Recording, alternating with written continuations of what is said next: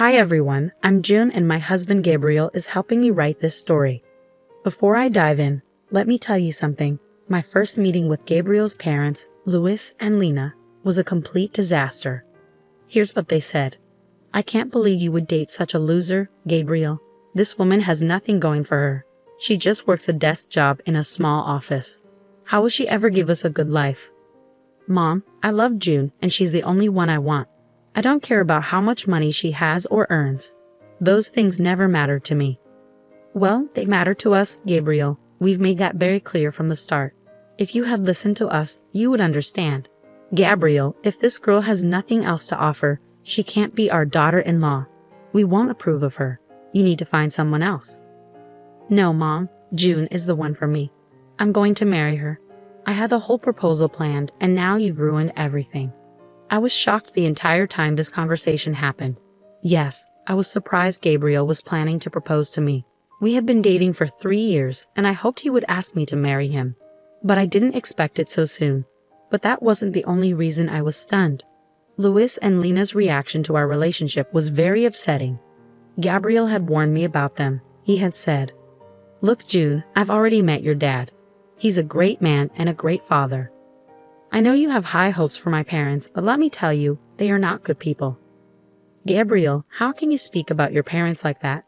They must be good people since they worked hard to raise you. It must have been tough for them. They're really hardworking. You don't get it, June. Yes, they worked hard to put me through college, which helped me get a good job, but it was all out of greed. They always wanted me to marry someone wealthy so they could benefit from my wife's money and live comfortably. They won't be happy when they find out you work in an office. I was naive and didn't realize how selfish and cruel parents could be. My own parents were kind, and even Gabriel acknowledged that. Although he financially supported his parents, he didn't have much contact with them. He disliked them for some reason but didn't cut ties because they guilted him about their sacrifices. When I met his parents, I saw how greedy they were.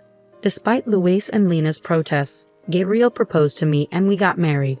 They threatened to boycott the wedding but eventually came after Gabriel pleaded with them. He didn't have much family and wanted his parents there desperately. They only agreed when he assured them that my family wasn't poor. My father owned a house and some property. They made it clear they were there for their own gain. They told me, ChatGPT, "Just so you know, June, we still don't approve of this marriage. Gabriel is successful and we expected him to marry someone wealthy. We're disappointed he didn't. We wouldn't have come if we thought you had nothing. Thank goodness your father has something to his name. I hope you remember us and our presence today when you eventually inherit the house. I'm getting married today, guys. My father is healthy, and there's no reason for you two to bring up inheritance." I walked away from them after hearing their words. My father was my only family, and hearing that on my wedding day was sickening. I couldn't believe Louis and Lena had the audacity to demand a share of my money. I didn't tell Gabriel about it. I didn't want to ruin his day, and I knew it was hard for him to cut off his parents. Unfortunately, things went downhill from there. Gabriel and I were happy together, but his parents were always nagging us about money. They kept asking about my father's wealth, but we never gave them a straight answer, so they kept bothering us. Their behavior was embarrassing and entitled. They had no right to know my father's worth.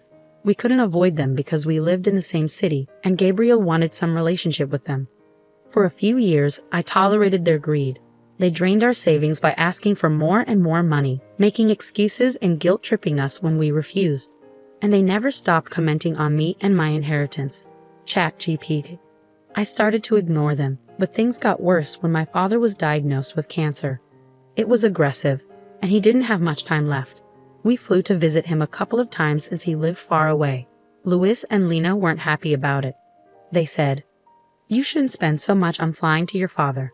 You're doing it too often. It'll drain your money. Yeah, he won't live long anyway, and he's in hospice. There's nothing you can do for him now, so it's better to save your money and not waste it there." Visiting my dying father isn't a waste of money, guys. And what we do with our money is our business. You have no right to tell us. We're your in-laws and we have a say. It's for your own good.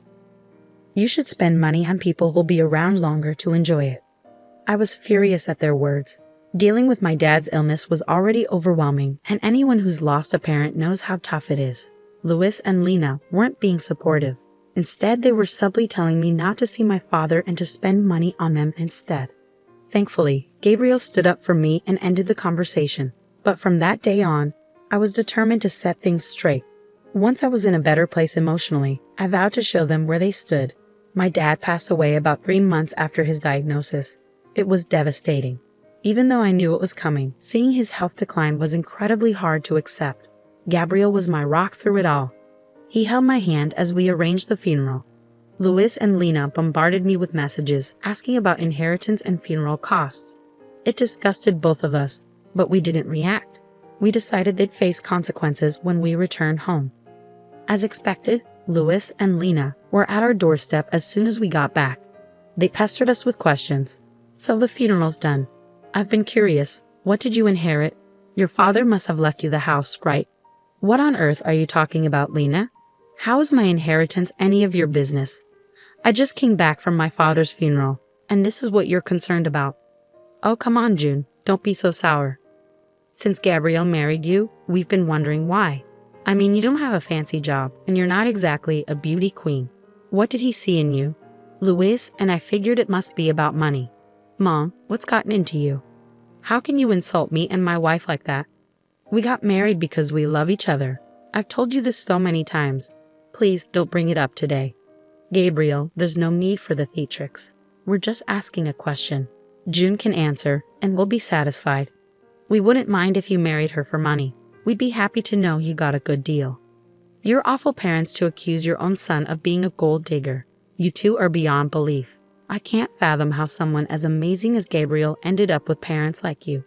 ChatGPT. Enough with the small talk, June. Tell us what you got in your inheritance. This is what I've been waiting for. Your father must have left you something. Gabriel mentioned he lived in a big house. You could just tell us now and buy us a house instead. We'd make great use of the money. After all, we're your parents now. Hearing this made my blood boil. I was furious, and Gabriel looked at his parents in disbelief. Even he couldn't believe how greedy and selfish they were. My father hadn't been gone for even a month, and they were already planning to use my inheritance for themselves. They even started calling themselves my new parents. That was the moment I knew I had to act. I had tolerated them for years for Gabriel's sake, but now I needed to show Gabriel their true colors. I replied, actually, my dad didn't own the house when he passed away. I'm sorry to disappoint you. He did own it for a long time, but he had to let it go recently for reasons. What? So your father didn't even own his house anymore? No, as I said, he owned it a long time ago. He had to let go of it recently, so no, I didn't inherit the house or anything else. Oh my God, so your father was poor after all. I knew you weren't wealthy. Your father couldn't even keep his house until the end. He died with nothing. Leave our son, you're worthless. Mom, our marriage isn't over because she didn't inherit anything. You can't ask her to leave me over that. Don't interrupt, Gabriel. We won't allow this marriage to continue. You disappointed us by marrying into a poor family. You didn't consider our happiness. I'm ashamed to have a son like you. June, I'm sure you trapped my son into marrying you. People like you use tricks to lure men. Your plan was to cut us off and take his money.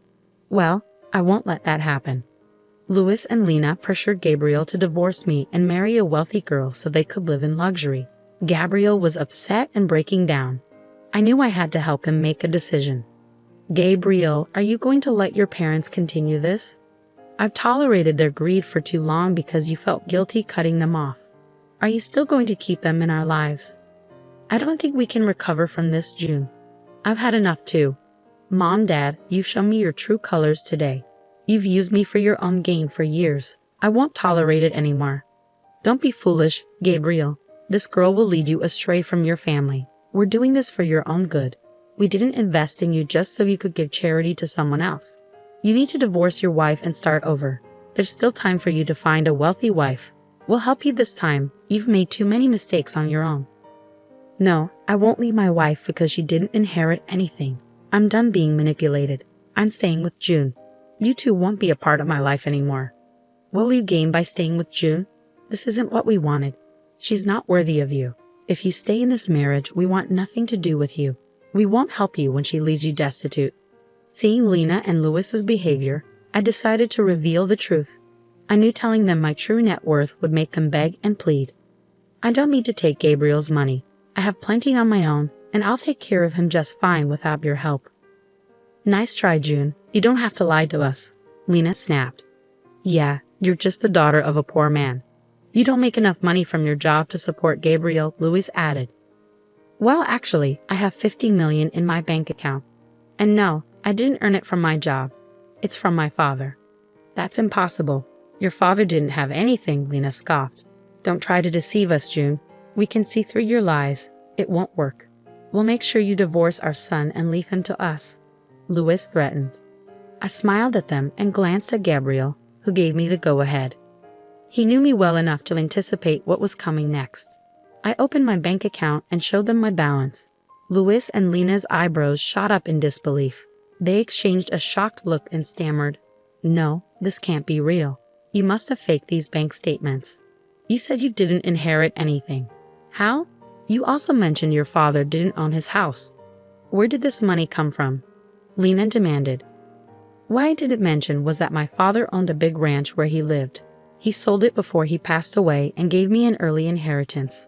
He didn't want me to use my own money for his care. Unlike you two.